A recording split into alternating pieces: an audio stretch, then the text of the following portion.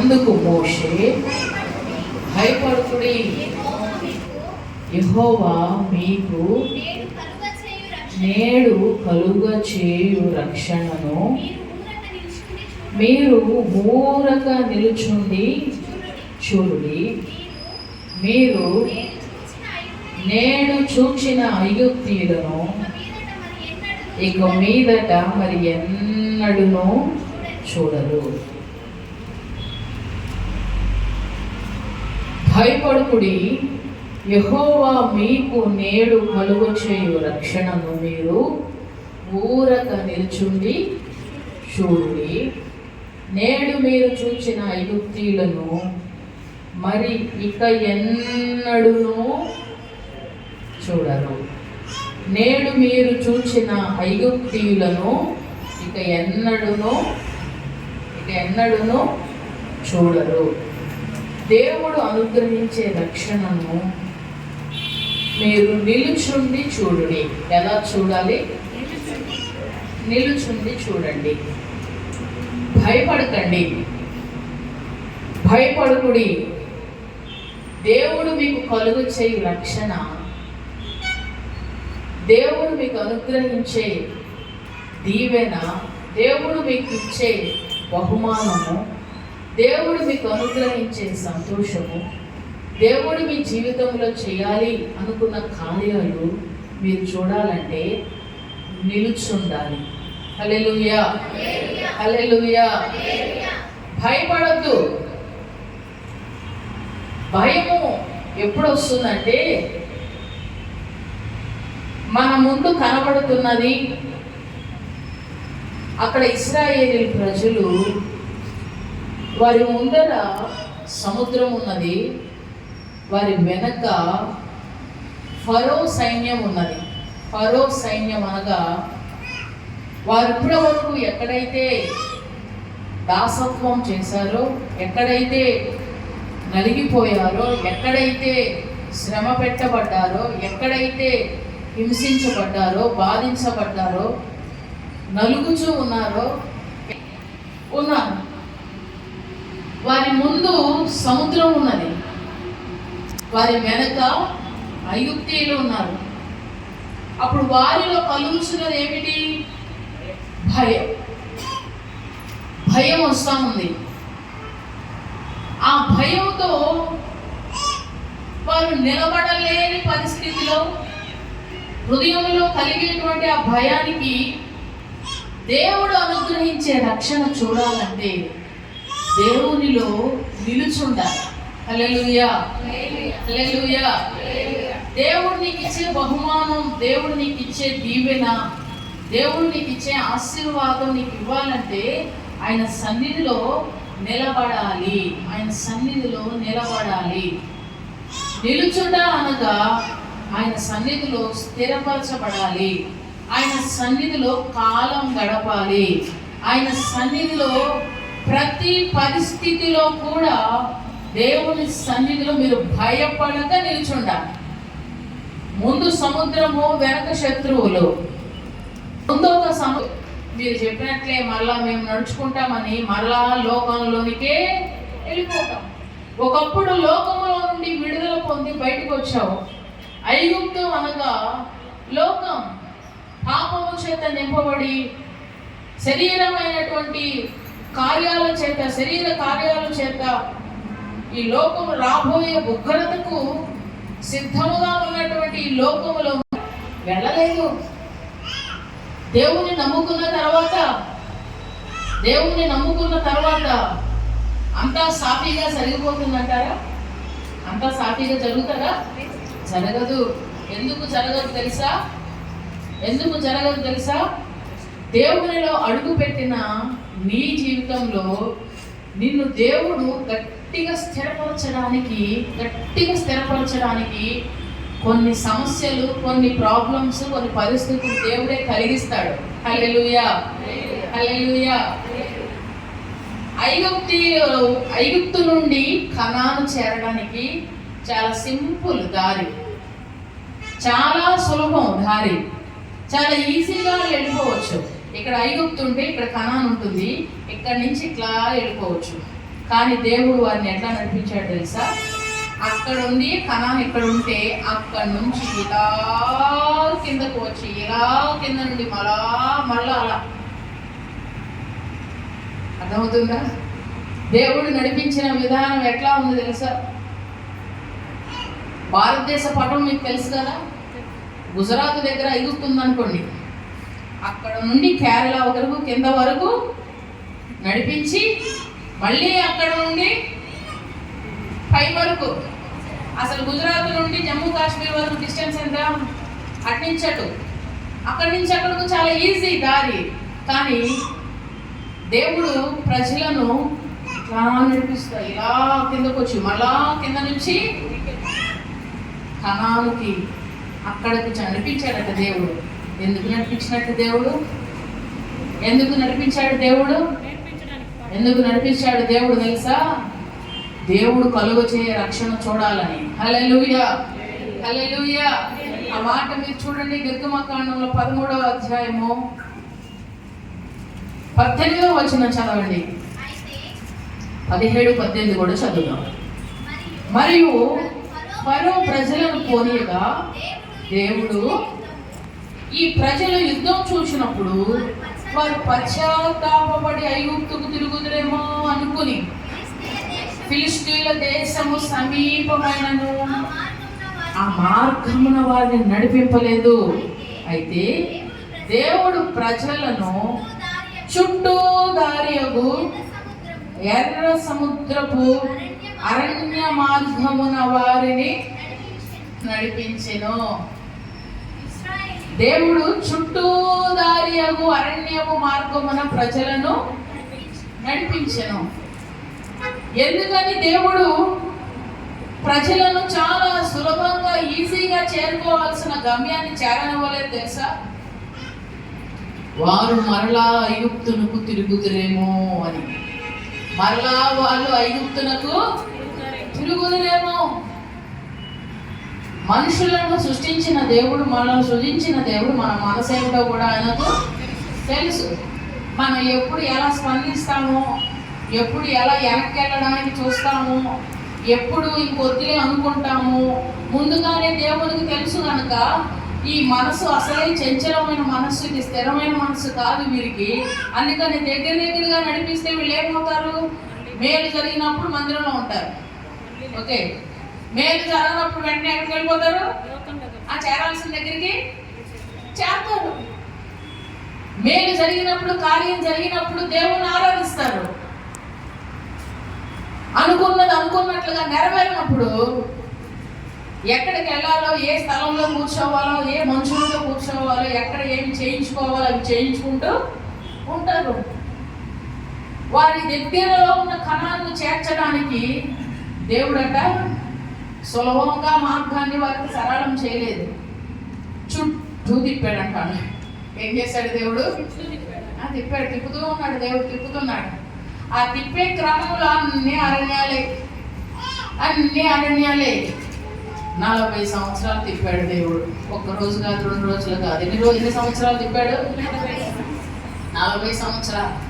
దేవుడు పాఠాలు నేర్పించడానికి సంవత్సరాల వెంబడి సంవత్సరాలు, సంవత్సరాల వెంబడి సంవత్సరాలు దేవుడు ప్రజలను నడిపించి నడిపించి నడిపించి నడిపించి నడిపించి నడిపించి అప్పుడు చేర్చాడు కనాను. హల్లెలూయా. దేవుని ఆలోచనలు, దేవుని మార్గాలు ఎంతో విచిత్రంగా ఉంటాయి. మనం అనుకున్నట్లుగా, కోరుకున్నట్లుగా వెంటనే ఉద్యోగం రాదు. మనం అనుకున్నట్లుగా వెంటనే జ్ఞానం రాదు. మనం ప్రార్థన చేసి వెంటనే కార్యం జరగదు. వెంటనే మార్గం సరళం అవ్వదు. ఎందుకు తెలుసా? నువ్వు అడిగిన వెంటనే జరుగుతుంది, తర్వాత వెంటనే ఇంకొకటి అడుగుతావు. అది జరగనప్పుడు ఏం చేస్తావు? మళ్ళీ ఏం చేస్తావు? ఇంతకు ముందునే బాగుంది, ఇంతకు ముందునే బాగుంది, మళ్ళీ వెనక్కి వెళ్ళిపోయే అవకాశం ఉంది. అందుకని నేడు మీరు చూసిన ఐగుప్తీయులు ఇక ఎన్నడూ మీరు చూడరు. నేడు చూసిన ఐగుప్తీయులు ఇక ఎన్నడూ మీరు చూడకుండానట్లు ఆయన ఐగుప్తు దేశము నుండి వారిని చుట్టూ దారియగు ఎర్ర సముద్రపు మార్గమున వారిని నడిపించెను.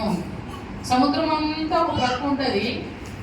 సముద్రంలో ఒక పాయ, ఒక పాయ ఉంటుందన్నమాట, ఒక పెద్దది సముద్ర పాయ. అంటే అది చాలా పెద్దది, వెడల్పు కలిగింది, లోతైనది. ఆ మార్గంలో ఇక్కడ నుండి వారు అక్కడకు చేరేదాని కొరకు దాన్ని దేవుడు పాయలు చేస్తాడు. సముద్రమును పాయలు చేసి ఆరిన నేలన దేవుడు వారిని నడిపిస్తాడు. అయితే నడిపించడానికి ముందుగా మీరు నిలుచుండాలి. దేవుడు కలుగజేసే రక్షణను మనం చూడాలంటే దేవుని సన్నిధిలో మనం నిలుచుండాలి. నిలుచుండాలి అని అంటే ఓపిక ఉండాలి. ఏముండాలి? ఓపిక ఉండాలి. దేవుడు చేసే కార్యం కొరకు మనము ఓపిక కలిగిన వారమై, ఓర్పు కలిగిన వారమై దేవుడు చేయబోయే కార్యం కొరకు మనం నిలుచుండి చూడాలి. ఇలా నిలుచున్నప్పుడు వెనక శత్రువులు కూడా నిలబడి ఉన్నారా? వెనక శత్రువులు నిలబడి ఉన్నారా? వాళ్ళు నిలబడి లేరు, వారు వస్తానే ఉన్నారు. ఇటు వెళ్ళడానికేమో దారి లేదు, వెనక వారు వస్తూ ఉన్నారు. దేవుడు ఏమంటున్నాడు? నేను కలుగ చేయే రక్షణను నిలుచుండి చూడండి. మీరు నిలబడి చూడండి, భయపడకండి. నేడు మీరు చూస్తున్నారే, ఎవరిని చూసి భయపడుతున్నారో ఆ ఐగుప్తీయులు మీరు ఇక ఎన్నడూ కూడా సమస్యను మరలా నీ జీవితంలో చూడవు. ఇక ఎన్నడూ కూడా ఆ రోగాన్ని నీ జీవితంలో చూడవు. నీకు స్వస్థత కలుగునని దేవుడు స్వస్థత ఇస్తాడని నువ్వు ప్రార్థన చేస్తున్నావు. కానీ నువ్వు ఎంత ప్రార్థన చేస్తున్నావో ఆ రోగం అనేది ఇంకా నేను బాధ ఎక్కువ పెడుతున్నట్లుంటది. ఆ సమస్య ఇంకా పెరిగినట్లుగా ఉంటది. ఆ ఇబ్బంది ఇంకా పెరిగినట్లుగా ఉంటది. దేవుడు కలుగు చేయ రక్షణ అంటే మనం చూసినప్పుడు మనకు అక్కడ ఏమీ అర్థం కాదు. దేవుడు కలుగ చేయ రక్షణ మీరు ఓరక నిలుచుండి, అందుకే కీర్తనలు అంటాడు, ఓరకుండి నేనే దేవుడునని తెలుసుకోండి. నేనే దేవుడునని తెలుసుకోండి. అన్య జనులలో నేను మహోన్నతుడు నమ్ముదును. అన్య జనులలో ఆయన ఏమవుతాడట? మహోన్నతుడు అవుతాడట. ఓరకుండి తెలుసుకోనండి, మౌనముగా ఉండి తెలుసుకోనండి. యెహోవా ఎదుట మౌనముగా ఉండి కనిపెట్టుకొనుడి. హల్లెలూయా. దేవుని సన్నిధిలో మనం ఎలా ఉండి కనిపెట్టాలట? మౌనముగా ఉండి ఆయన సన్నిధిలో మనము కనిపెట్టాలి. భయం కలుగుచున్నప్పుడు మౌనంగా ఉండటం సాధ్యమవుతుందా? లోపల భయం వస్తున్నప్పుడు ధైర్యంగా ఉండటం, నిలబడి ఉండటం సాధ్యమవుతుందా? కాలు అటు ఇటు పరిగెడుతూ, అటు ఇటు పయనమవుతూ పరిగెడుతూ ఉంటాం. కానీ దేవుడు కలుగు చేయ రక్షణ కొరకు ఆయన సన్నిధిని మౌనంగా ఉండి మీరేం చేయాలి? కనిపెట్టాలి, చూడాలి, వేచి ఉండాలి. అన్ని కార్యాలు వెంట వెంటనే అయితేనే దేవుడు కాదు. అడిగినవన్నీ, ఇప్పుడు మీ పిల్లలకు అడిగినవన్నీ ఇచ్చేసారనుకోండి, మీ తల్లిదండ్రులు అవుతారు అసలు? ఇప్పుడు చాక్లెట్ అడిగారు, ఇచ్చేసారు. మధ్యాహ్నం బిర్యానీ అడిగారు, ఇస్తారు. నైట్ మటన్ బిర్యానీ అడిగారు, ఇస్తారు. మళ్ళీ పొద్దున్నే మళ్ళీ చికెన్ అడిగింది, ఇచ్చేసారు. ఏది అడిగితే అది ఇచ్చేస్తేనే నువ్వు మంచివాడు. అవునా? అడిగింది నో అంటే ఏమవుతావు నువ్వు? అడిగింది నో అనుకుంటే ఏమంటావు? చెడ్డవాళ్ళం అయిపోతాం. అయినంత మాత్రాన ఎందుకు ఇవ్వట్లేదు మన పిల్లలకు మనం ఎందుకు ఇవ్వట్లేదు? అడిగినవన్నీ ఎందుకు ఇవ్వట్లేదు తెలుసా? ఎందుకు ఇవ్వట్లేదు అడిగినవన్నీ? దాని విలువ వారికి తెలియాలి. అడిగినవన్నీ ఇస్తా ఉంటే దాని విలువ తెలీదు, పాడు చేసేస్తారు. దాని యొక్క కాస్ట్ ఎంత, దాని విలువ ఎంత, అది ఎంత కష్టపడితే వస్తుందో మన ప్రేమతోనే ఇస్తాం. కానీ దాని విలువ వారికి తెలియదు. దేవుడు సన్నిధికి వచ్చి ప్రార్థన చేయగానే దేవుడు కార్యం చేసేస్తే దాని విలువ, నొప్పి, బాధ ఏమీ కూడా తెలియవు. దేవుడు మేలు చేయనంత మాత్రాన దేవుడు కార్యాలు ఏమి జరగట్లేదు. దేవుళ్ళో శక్తి ఏమీ లేదు. నీవు నీ పిల్లలకి ఎలా అయితే అడిగిన వెంటనే ఇవ్వమో దేవుడు కూడా నీకు అడిగిన వెంటనే ఇవ్వడు. కొన్నిసార్లు ఇస్తాడు, కొన్నిసార్లు నేను నిలుస్తావా లేదా అని చూస్తాడు. హల్లెలూయా. వెయిట్ చేసినప్పుడు ఎప్పుడైనా చూడండి, పిల్లలే కానీ ఆగి ఉన్నప్పుడు మంచి బహుమానం ఇస్తాం, శ్రేష్టమైన బహుమానం మనం ఇస్తాం. నీవు కూడా నీ దేవుని సన్నిధిలో నీవు ఊరగా నిలుచుండి చూడు, నువ్వేం భయపడద్దు. శత్రువులు తరుగుతున్నారు, సమస్యలు తరుగుతూ ఉన్నాయి, ముందు సమస్య ఉన్నది, ఏం చేయాలి అర్థం కావట్లేదు. అప్పుడు నువ్వు చేయవలసింది ఏమిటి తెలుసా? అటు ఇటు పరిగెట్టద్దు. ఆ మనుషుడి దగ్గరికి, ఈ మనుషుల దగ్గరికి, ఆ ఇంటికి ఈ ఇంటికి పరిగెట్టి అందరికీ మన విషయాలని చెప్పాల్సిన అవసరము ఉందంటారా? లేదు. దేవుని సన్నిధిలో మౌనంగా ఉండి కనిపెట్టు, దేవునికి అప్పగించుకో, నీ కార్యమును ఆయనకు అప్పగించు. దేవుడు నీకు చేసిన, దేవుడు నీకు చేయాలనుకున్న దాన్ని నీవు చేసే వరకు ఓపిక ఓర్పు కలిగి జీవించు. హల్లెలూయా. దాని ఫలితం ఏంటి తెలుసా? ఇక ఎన్నడూ ఆ సమస్య నీ జీవితంలో లేకుండా పూర్తిగా దాన్ని దేవుడు పరిహరిస్తాడు. భయపడకుండా ఊరగా నిలిచి ఉండి చూడండి. నీవు నిలిస్తేనే దేవుడు కార్యం చేయడం ఆరంభిస్తాడు. అర్థమైందా? మీరు మౌనంగా ఉండి కనిపెట్టినప్పుడే దేవుడు పని చేస్తాడు. మనం పని చేసినప్పుడు ఆయన ఎందుకు సరే నువ్వు చేసుకోలేదు, నేను ఎందుకు, నువ్వు చేసుకో పని, నేను సైలెంట్ అవుతా ఉంటాడు. మనం మౌనంగా ఉండాలి, ఆయన సన్నిధిలో ప్రార్థన చేయాలి, స్తుతించాలి, విశ్వాసం ఉంచాలి. దేవుడు చేసే కార్యం కొరకు మనం ఏం చేయాలి? ఎదురు చూడాలి. అప్పుడు దేవుడు పని చేయడం ఆరంభిస్తాడు. దేవునికి అప్పగిస్తానే ఉంటావు. మనం వెనక చేయాల్సిన కార్యక్రమాలన్నీ చేసుకుంటేనే. ఓ పక్క దేవుడు విశ్వాసం అంటాం, ప్రార్థన అంటాం, మళ్ళీ కట్టించుకోవాల్సినవన్నీ ఏం చేస్తాం?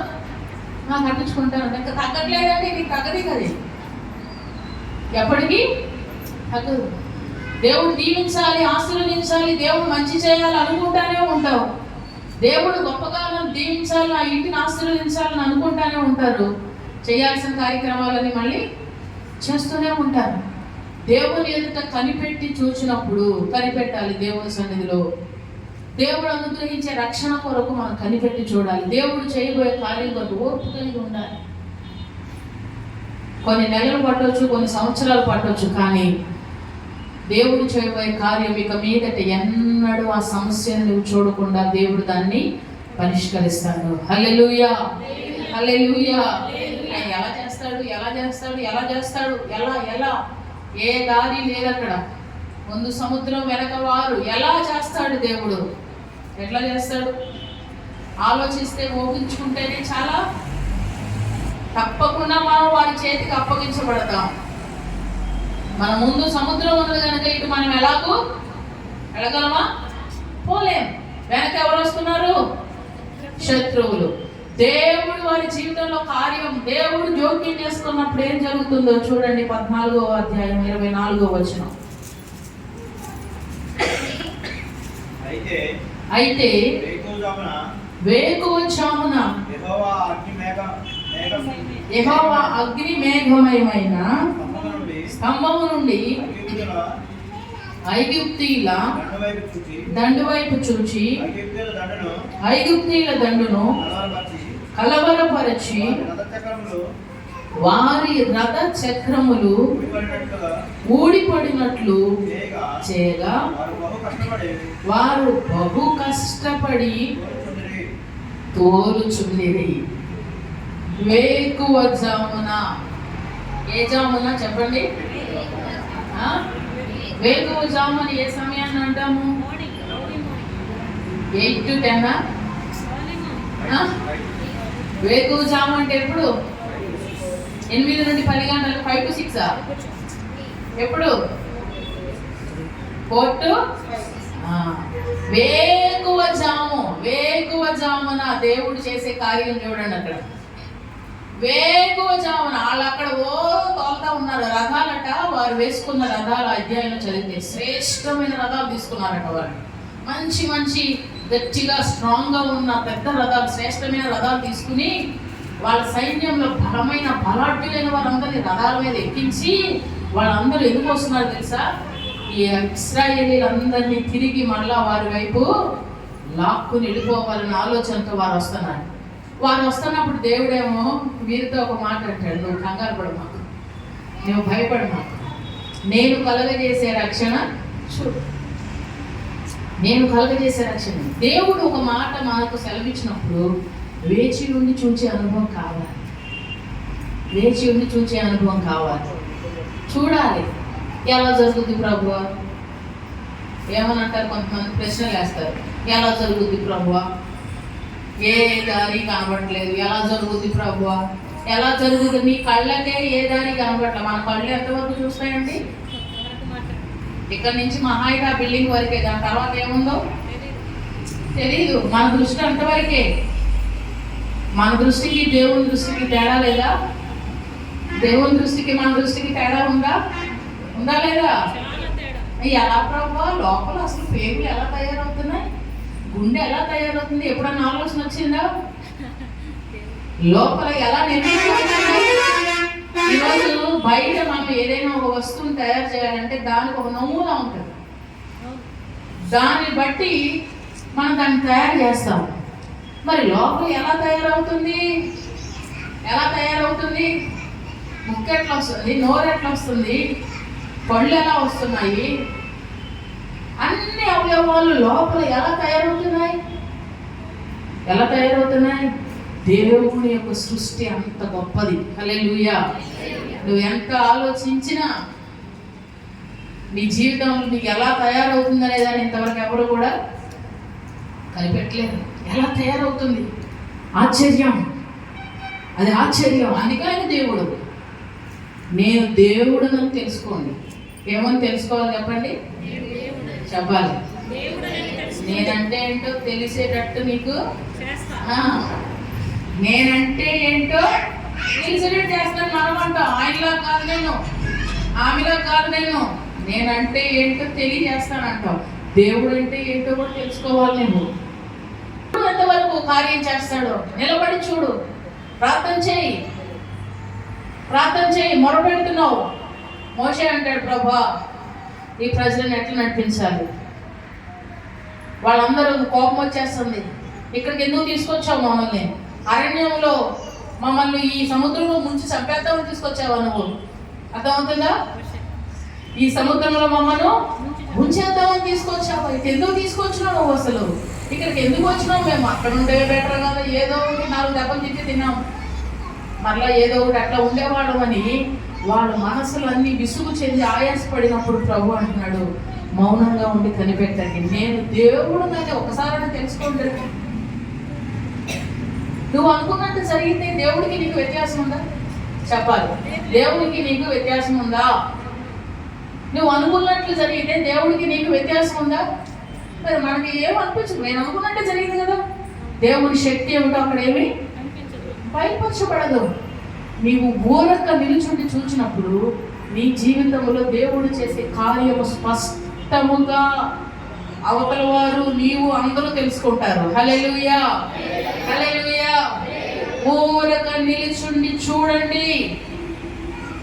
దేవుని మందిరంలో, దేవుని సన్నిధిలో కనిపెట్టి చూడండి. దేవునికి అప్పగించి చూడు. నువ్వు యుద్ధాలు చేయొద్దు, నువ్వేమి పోట్లాడొద్దు, నువ్వేమి కోర్టుకి వెళ్ళొద్దు, నువ్వు అన్యాయంగా నువ్వేమి చేయాల్సిన పని లేదు.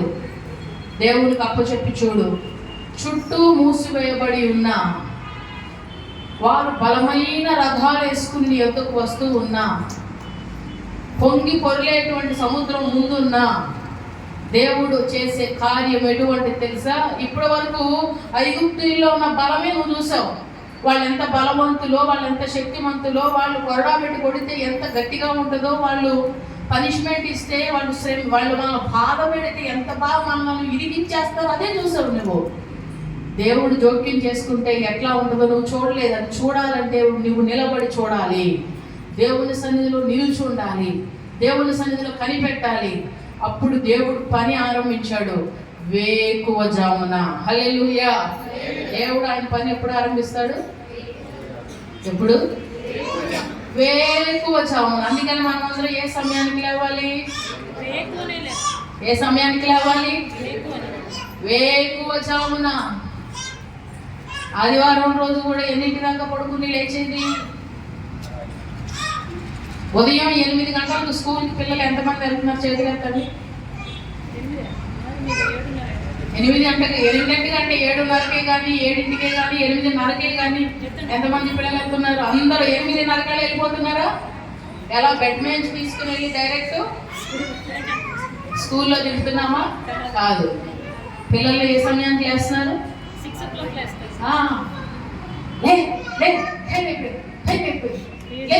అర్థమవుతుందా? హెడ్ అయిపోయింది, లేవాలి, గమ్ము రెడీ చేయాలి. పిల్లలను హడావుడు చేసి బట్టలు వేసి అన్నీ వేసి బాక్సులు కూడా, టిఫిన్లు, లంచ్లు కూడా తయారు చేసి పెట్టి బాయ్ బాయ్ చెప్పి ఎన్నింటికి? 7:30కి. 7:30కి. అంటే నువ్వు ఎప్పుడు లేస్తున్నావు? నేను 5 గంటలకు లేస్తాను. అప్పుడు లేచి రెడీ చేసి పనులు పంపిస్తాను. మరి దేవుడు నీ జీవితంలో కార్యం చేయాలంటే ఆదివారం నువ్వు ఎన్నింటికి లేస్తున్నావు? ఆదివారం రోజు మనందరికీ సెలవు.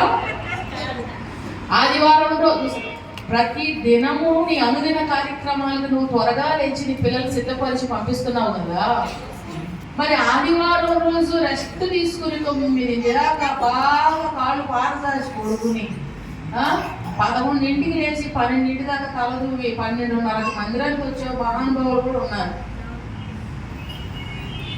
ఆ 12:30కి వచ్చేటప్పుడు కూడా ఎలా వస్తారు తెలుసా? గేట్లో నుండి ఇప్పుడే టైం 9:30 అయింది అన్నట్టు. టైం ఎంత అయింది? 9:30 అయింది. 10 గంటలకు కదా ప్రార్థన. ఇంకా సమయం ముందులే ప్రార్థన కూడా స్టార్ట్ చేయలేదు అన్నట్టు అడుగులు అడిగేస్తుంటా, పక్కన వాళ్ళ మొహంలో మొహం పెట్టి మాట్లాడుకుంటా. నాకు అనిపిస్తుంది ఆ గేట్ దగ్గర ఎవరైనా పెట్టి ప్రార్థన అయిందమ్మా నిలబెట్టి అని ఎవరైనా అక్కడ నుంచో పెడితే బాగుంది అనిపిస్తుంది. 12 అయిపోయింది, సమయం అయిపోయింది, ఆటలు అయిపోయి ఉంటాయి, ఆరాధన అయిపోయి ఉంటుంది, అన్నీ అయిపోయి ఉంటాయి. పరిగెత్తాలన్న ఇది కూడా లేదు. ఆశీర్వాదమైనా 9 దగ్గరికి వెళ్ళిపోతామా? ఆశీర్వాదం ఆమె అనగానే వెంటనే తిరిగి మళ్ళా కొంతమంది దేవుడి వారి జీవితంలో దేవుడు జోక్యం చేసుకోకపోవడానికి కారణం ఏంటి తెలుసా? నిద్ర, సోమరితనం. వేకువజామున ఎవరైతే లేస్తారో వారి జీవితంలో దేవుడు చేసే కార్యం. ఐగుప్తీయుల రథచక్రాలు ఊడేటట్లు ఎవరు చేశారు? వాళ్ళు గట్టిగా బిగించుకుని వచ్చారు. లూజ్ చేసింది ఎవరు? చెప్పాలి. ఎవరు లూజ్ చేస్తున్నారు? దేవుడు. హల్లెలూయా. అక్కడ మొత్తం రూల్స్ రెగ్యులేషన్స్ పెట్టి కాగితాలు అన్ని బందోబస్తు చేసి వచ్చేస్తున్నారు మన మీదకి. దేవుడు మొత్తము దేవుడు రథచక్రాలు అన్ని ఊడిపడేటట్లు చేశాడట. ఊడిపడేటట్లు చేస్తే వీళ్ళు ఎంతమందికి వెళ్దామన్నా అదే ఒక పక్క ఊడిపోతా ఉన్నది. వీళ్ళు కష్టపడి తోలుతున్నారు కానీ వీళ్ళు వాళ్ళ దగ్గరికి వెళ్ళలేకపోతున్నారు. కష్టపడి తోలుతున్నారు. వాళ్ళకి మనకు కొంచెమే దూరం కానీ మనం సమీపించలేరు. హల్లెలూయా, హల్లెలూయా. కొంచెమే దూరం అయిన వారు మనం సమీపించలేరు. వేకువజామున దేవుని సన్నిధిలో లేచి నువ్వు మొరపెడితే, వేకువజామున లేచి ప్రార్థన చేయగలిగితే, వేకువజామున నువ్వు లేచి మొరపెట్టగలిగితే నీ సమస్య పరిష్కరించడానికి నువ్వు ఊరగా నిలుచుండి చూడమన్న దేవుడు వేకువజామున పని చేయడం ఆరంభిస్తాడు. వేకువజామున తన కార్యాన్ని చేయడం ఆరంభిస్తాడు. పని చేసినప్పుడు అలసట వస్తుంది, నిద్ర వస్తుంది. ఇటు చూడాలి, వినాలి. అలసట వస్తుంది, నిద్ర వస్తుంది. నిద్ర రాదని చెప్పను, మనకు అవకాశం ఇవ్వాలి కానీ ఉదయం మొదలుకొని ఆకలి వేస్తాం కాబట్టి లేస్తాం కానీ అది కూడా డైరెక్ట్ దేవుడు మనకు తెలియకుండానే లోపలికి వెళ్ళే సిస్టమ్ పెడితే పొరపాటును కూడా లేవైతే ఎంత నిద్రపోదామన్నా లోపల అరుస్తూ ఉంటాయి. ఎంతకాలం ఉన్నా లేచి తినాలి, అందుకని లేస్తాం. దేవుని సన్నిధిలో ఉదయాన్నే వేకువజామున లేచి ప్రార్థన చేయాలి. ఆ కుటుంబ జీవితంలో దేవుడు చే కాలంలో లేచి నువ్వేం చేయాలి? మొరపెట్టాలి, ప్రార్థన చేయాలి. ప్రార్థన చేసుకున్న అవసరమైతే తర్వాత పడుకో, 1 గంట సేపు ప్రార్థన చేయి, 2 గంటలు ప్రార్థన చేయి, ప్రభువుని స్తుతించు, పాట పాడు, వాక్యాన్ని చదువు, ప్రార్థన చేయి. ఆ తర్వాత మధ్యాహ్నం పని అయిన తర్వాత పడుకో. వేకువజామున లేచిన వారి జీవితంలో దేవుడు జోక్యం చేసుకుని రథచక్రాలు ఊడిపోయేటట్లు చేస్తాడు. శత్రువుల యొక్క బలమంతటి నిర్వీర్యం చేసేస్తాడు. శత్రువు యొక్క బలమంతటి నిర్మూలన చేయనట్లుగా నువ్వు వేకువనే నీవు లేవాలి. దేవుడు చేసే కార్యాన్ని నిలుచుండి చూడాలండి. ఆయన సన్నిధిలో నిలబడి వేకువనే నువ్వు ఎదురు చూడాలి. హల్లెలూయా, హల్లెలూయా. వారందరూ చూస్తున్నప్పుడు శత్రువులు మీదకి వస్తున్నట్లే ఉన్నది. వారు రాకుండా దేవుడు వారు కష్టపడి తోలేటట్లుగా చేస్తున్నారు. వీళ్ళేమో చేస్తున్నారు, వీళ్ళని ప్రయాసపడుతున్నారా ఇశ్రాయేలీయులు? వారు ఓరక దేవుని సన్నిధిలో ప్రార్థిస్తున్నారు, నిలబడి చూస్తున్నారు. మోషేతో దేవుడు అంటున్నాడు, సముద్రం వైపు నీ చేతిని చాపు, సముద్రం వైపు నీ చేతిని చాపు. ఏ రోజు ఎక్కడ చరిత్రలో ఎప్పుడు విననటువంటి చూడనటువంటి ఒక అద్భుతమైన కార్యం. సముద్రం 2 బలమైన తూర్పు గాలిని దేవుడు రప్పించగా సముద్రం ఎన్ని పాయలాయనో 2 పాయలాయను. 2 పాయలాయను. ఎంతో ఆశ్చర్యం. ఇప్పుడు సైంటిస్టులు అందరూ ఇశ్రాయేల్ దేశంలో ఆ రథచక్రాలు, ఆనాడు మునిగిపోయిన వారి రథాలు అవన్నీ చూసి నిజము, దైవగ్రంథంలో ఉన్నదంతా కూడా నిజం, వాస్తవం అని తెలుసుకున్నారు. అంటే కొంతమందికి డౌట్ అనమాట, సముద్రం ఏంటి, పాయలవటం ఏంటి, జరగని పని కదా. నీరు ఎప్పుడు పల్లానికి వెళ్ళిపోతూ ఉంటుంది కదా, నీరు ఎప్పుడు కూడా పల్లానికి వెళ్ళిపోతూ ఉంటుంది. సో మీరు గోడలాగా నిలబడటం ఎప్పుడైనా చూసారా? తాపి పని చేసేవారు గోడలు దేంతో కడతారు? దేంతో? మన జ్ఞానం అది. సిమెంట్ వేసి, ఇసుకేసి, దానిలో ఏం పెడతాం? ఇటుక పెట్టి, ఒకదాని మీద ఇటుక పెట్టి గోడ కట్టి సవాష్. నేనేం కట్టాను చెప్పాలి, ఏం కట్టాను? గోడ కట్టాను. దేవుడు గోడ కడితే ఎలా ఉంటుందో తెలుసా? సిమెంట్ అవసరం, ఇసుక అవసరం, ఇటుక అవసరం, నీళ్ళతో గోడ కట్టాడు ఆయన. హల్లెలూయా, హల్లెలూయా. మనం కడితే ఒకలా ఉంటది. మనం కట్టిన విధానం మనం చూస్తే ఇవన్నీ వేసి నేను కట్టాను అనుకుంటావు. నీకు ఆయనకి తేడా ఏమిటి తెలుసా? ఏ ఆధారం లేకుండా, ఏ అతికేదానికి ఏది లేకుండా నీళ్లతో సైతము గోడ కట్టగలిగిన వాడు మన దేవుడు. ఏ ఆధారం లేకపోయినా, ఏ కార్యము చూడడానికి ఎక్కడ కూడా మనకు అవకాశం దొరకకపోయినా దేవుడు తన కార్యం జరిగించడానికి ఏది అవసరం లేదు.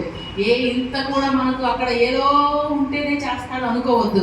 నీ కొరకు అక్కడ ఉన్నదాన్ని సృష్టించగలిగిన వాడు, అక్కడ ఉన్నదాన్ని వాడుకోగలిగిన వాడు దేవుడు. హల్లెలూయా.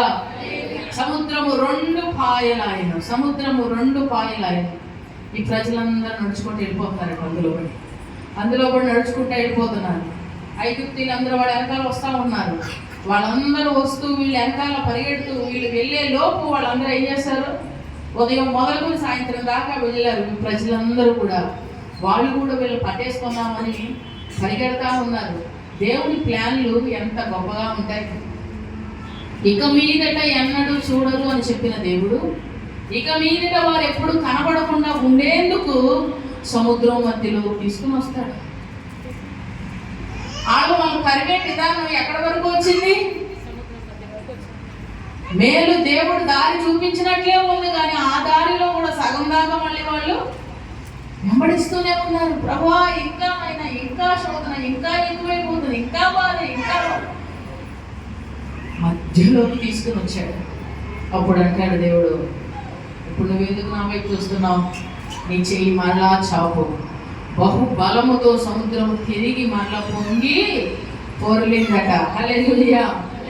వాళ్ళందరూ అనుకున్నారు, అరే ఇశ్రాయేలీయుల పక్షాన వారి దేవుడు పని చేస్తున్నాడు. ఎవరు పని చేస్తున్నాడని ఊహించారు వాళ్ళు.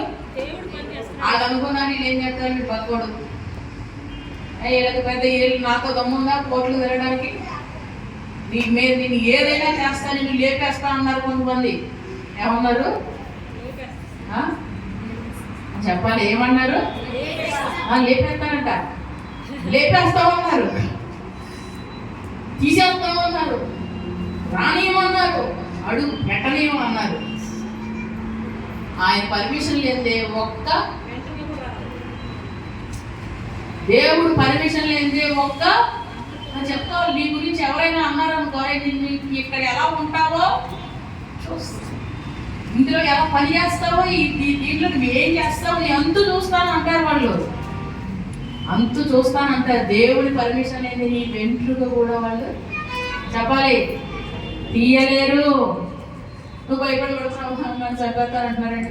నేను ఎక్కడికి వెళ్ళి దాక్కోవాలి? సంగారెడ్డి నుంచి హైదరాబాద్ వెళ్ళి, హైదరాబాద్ నుంచి పారిపోవాలి, ఎక్కడికో వెళ్ళిపోవాలని చెప్పాను. భయపడద్దు, ఎవరు ఏమి చేయలేదు. ఎవరు చంపలేరు.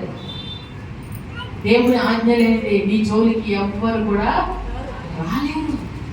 నేను ఏదో చేసేద్దాం అనుకుని, నీ పిల్లల్ని ఏదో చేసేద్దాం అనుకుని, నేను ఏదో దించేద్దాం అనుకుని, నీ మార్గాలన్నీ ఆటంకం చేద్దాం అనుకుంటారు. వస్తారు, వెంబడిస్తారు.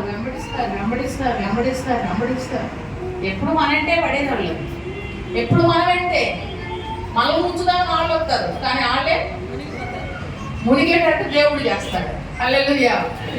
నేను ఉంచుదాం అనుకున్నాం అనుకో, నేను ఉంచుదాం ఐగుప్తీయులను అనుకున్నాం అనుకో, ముంచులో నీకు అర్థమవుతుందా? అవ్వదు. అందుకని అంటాడు, నాకు అవకాశం ఇవ్వండి అంటాడు దేవుడు. ఏమంటాడు? నాకు అవకాశం ఇవ్వండి, నేను పగ తెచ్చుకుంటా, మీరు పగ తీర్చవద్దు. పగ తీర్చడం ఎవరి పని? నా పని. నన్ను ఒక మాట అన్నాడు కనుక నేను 10 మాటలు అనుకో, నీ పగ అయిపోయిందిగా. నన్ను ఒక దెబ్బ కొట్టావు కనుక నేను 2 దెబ్బలు కొట్టాను, అయిపోయింది పగ. దేవునికి నువ్వు అవకాశం ఇస్తే దేవుని పగ ఎలా ఉంటుంది, దేవుడు ఆయన తీర్చుకునే విధానం ఎలా ఉంటుందంటే, ఇక ఎక్కడ పలానా వాళ్ళు ఉండాలండి, ఎక్కడో ఎక్కడ అసలు వాళ్ళు ఎక్కడ కూడా అడ్రస్ కూడా ఉండదు. దేవుడు ఇక మీదట ఎన్నడూ లేకుండా చేస్తాడు. హల్లెలూయా. అయితే నువ్వేం చేయాలి? దేవుడు చేస్తాన్నాడు కనుక చక్కగా తన్ని పడి నిద్రపోయి 3 పూట్ల చక్కగా తిని 4 పూట్ల నిద్రపోమని కాదు, నువ్వు దేవుని సన్నిధిలో ఊరక నిలుచుండి కనిపెట్టి చూడాలి, ప్రార్థన చేయాలి. వేకువజామున ఆయన తన హస్తాన్ని చాపునట్లుగా, వేకువజామున ఆయన పని చేయనట్లు, ఆయన సహాయం నీకు లభించినట్లుగా ఊరక నిలుచుండి చూడాలి. పగ తీర్చుట మీ పని కాదు. పగ తీర్చుట ఎవరి పని చెప్పండి? దేవుని పని. ఈరోజు చాలా మంది వారి పగలు వారే తీర్చుకుంటున్నారు. అందుకని దేవుడు వారి జీవితంలో జోక్యం చేసుకోవడానికి అవకాశము లేదు. దేవుడు జోక్యం చేసుకుంటే, యోసేపు అన్నల మీద పగ తీర్చుకోవాలనుకుంటే ఏం జరిగేది? ఏదో ఎవరినో ఒక దెబ్బని కొట్టేవాడు, ఒక మాట మాట్లాడేవాడు, ఒక దెబ్బ కొట్టేవాడు, అంతటితో ఆయన జీవితం కాస్త అయిపోయింది. దేవునికి అప్పగించుకున్నాడు, భయపడకుండా నిలిచి చూస్తున్నాడు. పగను దేవుడు ఎలా తీర్చాడు? అతను బంధించి, అతను హింసించి, అతను బాధించిన దానికి పగను దేవుడు ఎలా తీసుకొచ్చాడు? ఒక దినమున వారందరూ కూడా యోసేపు పాదముల మీద పడి సాష్టాంగ నమస్కారము చేసేటట్లుగా చేసి బాగా లోతు చేసి ఉన్నాడు. ఒకడు ఏం తవ్వాడట? గుంత తవ్వి దాన్ని ఏం చేశాడు? బాగా లోతు చేసి ఉన్నాడట. అయితే తాను తవ్విన గుంటలో తానే, గుంట ఎందుకు తవ్వాడు? వాడు పడ్డాక తవ్వాడా? గుంట ఎందుకు తవ్వాడు? తవ్విన వాడు లోతు ఎందుకు చేశాడు? ఇక ఎన్నడూ వాడు కనబడకూడదని లోతు చేసి ఉన్నాడట. అయితే తాను తవ్విన గుంటలో తానే పడిపోయాను. ఎలా పడిపోయాను అంటే అలాగే పడిపోతాడు. నువ్వు పడవు, నిన్ను తప్పిస్తాడు దేవుడు. నీకు బలం లేకపోయినా, డబ్బు లేకపోయినా, మందులు ఎవరు లేకపోయినా, నీ పక్షాన్ని మాట్లాడగా, నీకు మా పక్షాన్ని మాట్లాడటానికి ఎవరు రావట్లేదండి. ఎవరు మా పక్షాన్ని మాట్లాడటానికి రావట్లేదు. అందరూ నువ్వు ఊహించేస్తాడు. ఎవరన్నా ఒకరు ఉంటే నువ్వేం చేస్తావు? చెప్పు. ఇక వాళ్ళు ఉన్నారు అని వెళ్ళిపోతావు. అందరి నోరులో మూయించి వేసి ఆయన నోరు తెరిచేటట్లుగా దేవుడు అందరి నోరు మూయిస్తాడు. హల్లెలూయా. నేడు నీవు చూచిన ఐగుప్తీయులను ఇక ఎన్నడూ చూడండి. ఊరక నిలుచుండి ప్రభు సన్నిధిలో కనిపెట్టండి. దేవుడు జరిగించే ఆశ్చర్య కార్యాన్ని చూడడానికి నిలబడాలి ప్రభు సన్నిధిలో.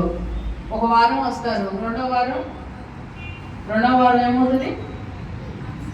మానేస్తారు. మళ్ళీ 3వ ఆదివారం వస్తారు, మళ్ళీ 4వ ఆదివారం అన్ని మానేసి ప్రభు వాళ్ళకి చాలా సిన్సియర్గా అటెండ్ అయిపోతారు. ఆ రోజు కూడా సమయానికి ఏమి రాదు. దేవుడు ఎలా కార్యం చేస్తాడు? దేవుడు ఎట్లా జోక్యం చేసుకుంటాడు? మనం వారం రోజులు పర్మిషన్ లేకుండా మన కంపెనీ మానేసాం. 11వ రోజు దర్జాకి వెళ్ళి ఆయన ముందు నిలబడతామా? ఎట్లా వెళ్తాం? వెళ్ళాలంటే వేరే గేటు ఉన్నామో ఇంకేటో వెళ్ళి, ఎందుకని ధైర్యము సరిపోవట్లేదు. కానీ దేవుని మందిరానికి వచ్చేటప్పుడు ఆదివారం ప్రార్థనలు మానేస్తారు, శనివారం ప్రార్థనలు మానేస్తారు, ఏ ప్రార్థనలో కూడా అటెండ్ కాలేదు. కానీ ప్రభు వాళ్ళు తీసుకోవడానికి మాత్రం ధైర్యంగా వచ్చేసి తెగించి పని చేస్తున్నారు, సాహసం చేసి ఆ పని చేస్తున్నారు. దానివల్ల ఘోరమైన నష్టాన్ని చూస్తారు. దేవుని సన్నిధిలో భయము కలిగిన వారమే ప్రతిదినము మనం ప్రవర్తించాలి. దేవుని ఎదుట ధైర్యముగా ఆయన సన్నిధిలో మనము ధైర్యంగా ప్రభువుని అడగాలి అని అంటే, ఆయన ఎదుట మనం ఏ కల్మషం కలంతో లేని వారంగా దేవుని ఎదుట మనం నిలబడినప్పుడు, ఆయన సన్నిధిలో ప్రతి వారం ప్రతిదినం మనం నిలబడినప్పుడు దేవుడు మన కొరకు నిలబడతాడు. నువ్వు నిలబడవు, దేవుడు ఎలా నిలబడతాడు నీ కొరకు?